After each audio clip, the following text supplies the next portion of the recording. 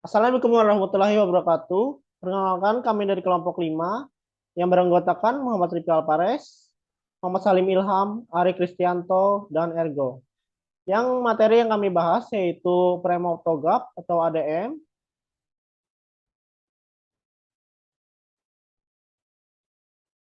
Pertama-tama yaitu ada pengertian TOGAP.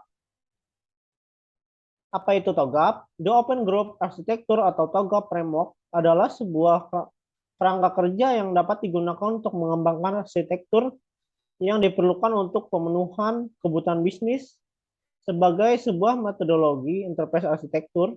TOGAP menawarkan kerangka kerja level tinggi untuk pengembangan enterprise software. TOGAP pada awalnya dikembangkan oleh The Open Group pada tahun 1995 dan hingga tahun 2016 digunakan oleh 80% global, 50 companies, serta 60% Fortune 500 companies.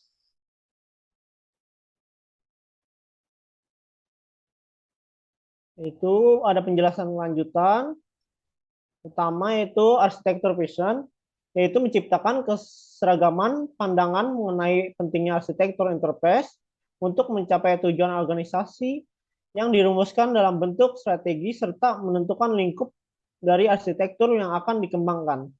Pada tahapan ini berisikan pertanyaan-pertanyaan yang diajukan untuk mendapatkan arsitektur yang ideal. Jadi, arsitektur vision disebut dengan misi arsitektur merupakan suatu tahapan awal dari keseluruhan iterasi tahapan dari TOGAP ADM. Selanjutnya akan dibacakan oleh Ergo. Baiklah, saya akan melanjutkan apa yang telah dibacakan oleh Saudara Rifki.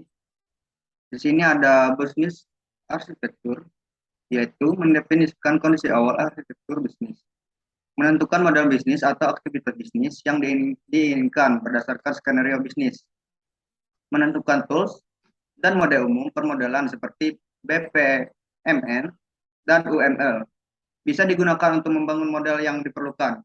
Di sini ada komponennya, komponen bisnis, yaitu meliputi peta kemampuan bisnis, aliran nilai, model proses, pemetaan sistem dan aplikasi, pemetaan data dan informasi, struktur organisasi, pemetaan lokasi, dan pemetaan peran. Next. Information System Architecture. Pada tahap ini lebih menekankan pada aktivitas bagaimana arsitektur sistem informasi dikembangkan. Pendefinisian arsitektur sistem informasi dalam tahapan ini meliputi arsitektur data dan arsitektur aplikasi yang akan digunakan oleh organisasi. Ada 3 jenis arsitektur sistem, yaitu identifikasi, terintegrasi, terdistribusi, dan campuran. Sebagian terintegrasi dan sebagian terdistribusi. Baiklah, akan dilanjutkan oleh Saudara Salim.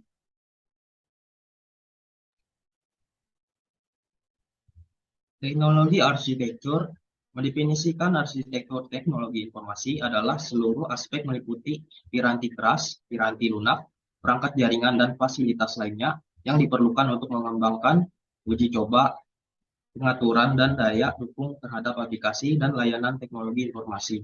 Seluruh aspek harus dikelola ketika dijalankan untuk memastikan elemen-elemen tersebut beroperasi sebagai mestinya dan membentuk satu operasi yang lancar sehingga memenuhi kebutuhan pengguna. Selanjutnya, opportunities and solution.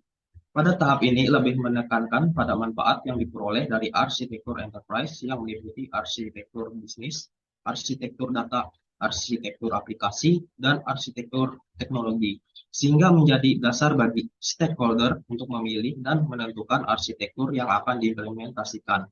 Untuk memodelkan tahapan ini dalam rancangan diagas menggunakan teknik project context diagram dan benefit diagram. Baik, selanjutnya akan dibacakan oleh Ari.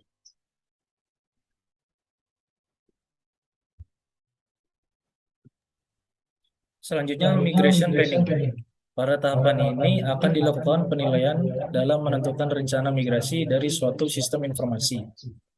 Biasanya pada tahapan ini untuk Permodelannya menggunakan matriks penilaian dan keputusan terhadap kebutuhan utama dan pendukung dalam organisasi terhadap implementasi sistem informasi.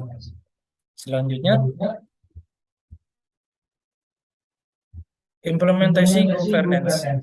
Menyusun rekomendasi untuk pelaksanaan tata kelola implementasi yang sudah dilakukan.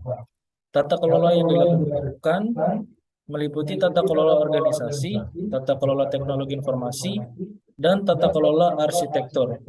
Pemetaan dari tahapan ini juga bisa dipadukan dengan framework yang digunakan untuk tata kelola seperti COVID dan IT Governance Institute. Selanjutnya, arsitektur change management. Menetapkan rencana manajemen arsitektur dari sistem yang baru dengan cara melakukan pengawasan terhadap perkembangan teknologi dan perubahan lingkungan organisasi, baik internal maupun eksternal, serta menentukan apakah akan dilakukan siklus pengembangan arsitektur.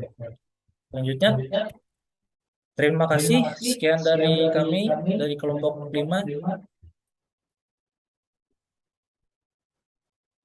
Bye-bye.